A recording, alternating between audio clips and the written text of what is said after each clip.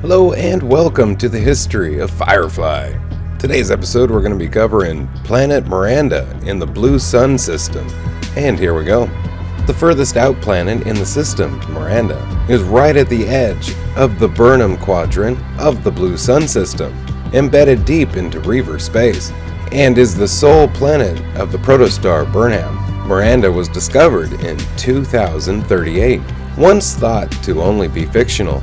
Miranda, in fact, was an experimental colony, where the Alliance tried to chemically modify its populace to be peaceful. This worked too well. It eliminated violence, but in the process it had a fatal side effect. The inhabitants lost all ambition. They stopped doing any work, stopped talking to each other, stopped reproducing, and eventually stopped even feeding. For 1% of the population, it had the opposite side effect and caused extremely violent behavior.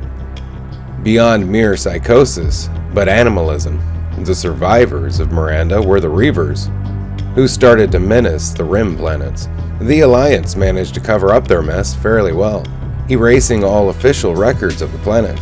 Those who had heard talk of Miranda heard false tales that terraforming was attempted but ultimately failed, and that the planet was an uninhabitable black rock.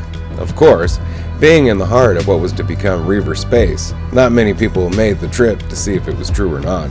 River Tam had knowledge of Miranda through gleaning it from the mind of one of the Alliance Parliament officers, who surveyed her during her training, which was one of the reasons the Alliance sent the operative to retrieve her.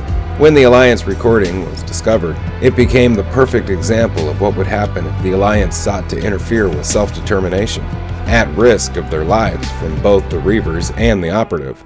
The crew of Serenity used Mr. Universe's broadwave equipment to transmit a recording of what the Alliance did on Miranda to every planet and moon in the system.